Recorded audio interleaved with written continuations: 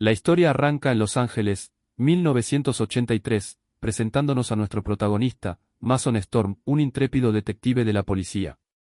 En una noche oscura, Mason investiga una sigilosa reunión en un muelle abandonado entre dos facciones de la mafia, una encabezada por Calabrese y la otra por Verno. Oculto en las sombras, graba la conversación con su videocámara sin que ellos lo sepan. Durante la reunión, Verno presenta a un tercer personaje, una enigmática figura política que les hace una oferta: quiere que eliminen al senador estatal Caldwell para poder ocupar su puesto. A cambio, les promete una generosa recompensa, pronunciando una frase que se volverá clave: pueden llevarse eso al banco. Aunque Mason reconoce a los mafiosos, no logra identificar al misterioso político. De repente, su cámara falla, uno de los criminales lo descubre. Tras dejarlo fuera de combate, Mason emprende una espectacular huida. Poco después, Mason llama a su colega de confianza, el detective Carl Becker, para contarle todo y advertirle que mantenga la cinta de vídeo en secreto. Lo que no sabe es que su llamada está siendo interceptada por dos agentes corruptos a sueldo del misterioso político, Jack Axel y Max Quintero. Más tarde, de camino a casa para celebrar con su esposa, Mason se detiene a comprar champán. La tienda es asaltada por unos delincuentes, y cuando hieren al dueño, Mason interviene y neutraliza a los asaltantes con una destreza impresionante,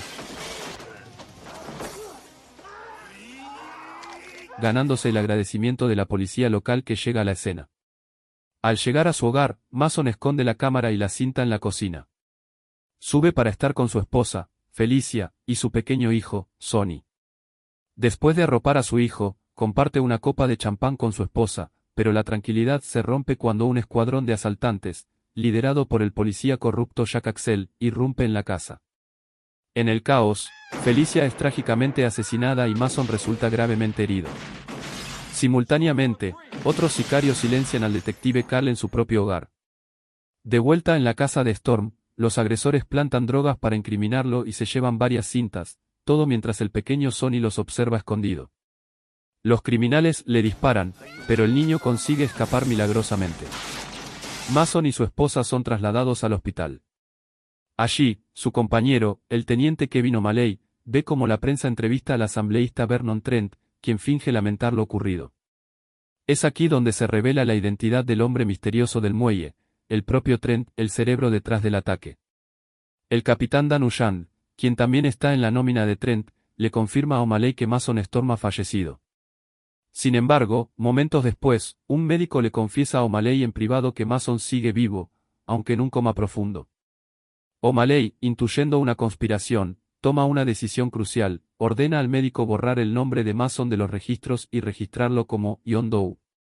De esta forma, lo protegerá de quienes quieran silenciarlo para siempre. 7 años transcurren. Para el mundo, el senador Caldwell murió en un accidente aéreo y Vernon Trent es ahora un senador poderoso e influyente. Mientras tanto, Mason permanece en coma en un centro de Los Ángeles bajo una identidad falsa. Dos enfermeras, Andy Stewart y Martha, lo cuidan. Andy, en particular, ha desarrollado un cariño especial por su paciente desconocido, hablándole a menudo durante su largo sueño. Un día, Mason finalmente despierta. Emocionada, Andy llama al teniente O'Malley para informarle que John Doe ha despertado, pero su llamada es interceptada por los hombres de Trent. Al sospechar que podría ser Mason, planean terminar el trabajo. Andy le cuenta a Mason que han pasado 7 años. Con sus recuerdos intactos, él le advierte que sus enemigos vendrán a por él y que necesita salir del hospital cuanto antes. Aunque ella no le cree del todo, la amenaza se vuelve real muy pronto. El detective corrupto Jack Axel llega al hospital disfrazado de médico. Mientras Mason está en una sesión de masaje, Axel elimina fríamente al guardia de seguridad y al masajista que lo atendía. Andy regresa y encuentra la terrible escena, dándose cuenta de que Mason decía la verdad. Reacciona con rapidez, ayudando a Mason a escapar en su coche justo cuando Axel está a punto de alcanzarlos, logrando ponerlo a salvo en un lugar secreto. Mientras tanto, el senador Trent da una rueda de prensa sobre su lucha contra el crimen, cerrando con su frase característica: pueden llevarse eso al banco. Tras enterarse de la fuga de Mason, Trent ordena a sus hombres que lo culpen de la masacre en el hospital y lo pinten como un policía corrupto que atacó a su propia familia. Andy lleva a Mason a la casa de un amigo en una zona montañosa y remota. Allí, Mason ve a Trent en televisión y al oír su frase, todo encaja. Mason contacta a un reportero, Jerry Murphy, y le asegura que es inocente y que tiene pruebas para demostrarlo. Esta declaración pública pone a Trent en alerta máxima. Por otro lado, el cuerpo de Mason sigue débil por los años de inactividad. Pide a Andy que le consiga yerbas chinas y agujas de acupuntura, revelando que creció en China y aprendió artes marciales y medicina tradicional. Lo que sigue es un fascinante montaje de recuperación, a través de meditación, acupuntura y un riguroso entrenamiento. Mason recupera su fuerza día a día.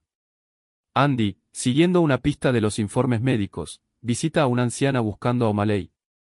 Aunque la mujer lo niega, Andy descubre una medalla policial que confirma su conexión. Esa noche, la tensión entre Andy y un recuperado Mason da paso a un momento de intimidad. Poco después, Andy descubre con horror que su colega, la enfermera Marta, ha sido asesinada, y que los hombres de Trent la han seguido. Mientras tanto, en el escondite, Mason recibe la visita sorpresa de O'Malley. Los dos amigos se reencuentran y O'Malley le da la noticia que lo cambia todo: su hijo, Sonny, está vivo. O'Malley lo rescató la noche del ataque y lo ha criado bajo un nombre falso para protegerlo. O'Malley también revela que tiene una copia de la cinta de audio que Mason grabó. Mason, al recordar la cinta, ata cabos y su sed de justicia se convierte en una promesa de venganza. Llevará a ese senador al banco, dice, pero será un banco de sangre. Justo cuando Andy regresa para advertirle que los han encontrado, los policías corruptos irrumpen en la casa. Se desata un intenso tiroteo. Mason protege a Andy y se enfrenta a los sicarios, neutralizándolos uno por uno con una brutal eficiencia. La pareja logra escapar en un jeep, abriéndose paso a través de un bloqueo policial en una persecución de infarto. Tras cambiar de vehículo, Mason y Andy se dirigen a su antigua casa. Haciéndose pasar por agentes inmobiliarios, convencen a los nuevos dueños para entrar. Mason va directo a la cocina y recupera la cinta de vídeo del escondite donde la dejó hace 7 años. Antes de entregarla, organiza un punto de encuentro con O'Malley a través de un mensaje codificado en un hotel. Esa noche, en el hotel, los hombres de Trent les tienden una trampa. Andy recoge el mensaje, que confirma que Sonny está a salvo con O'Malley y se dirigen a la estación de tren Union Station. Pero en ese instante, son rodeados. Mason crea una distracción y logran escapar una vez más. En Union Station, O'Malley le revela a Sonny que su padre está vivo. Justo entonces, los hombres de Trent aparecen. O'Malley se sacrifica para darle a Sonny una oportunidad de escapar, pasándole la cinta de audio antes de caer abatido en un heroico último esfuerzo. Mason llega justo a tiempo para ver a su hijo huyendo y se lanza en su persecución.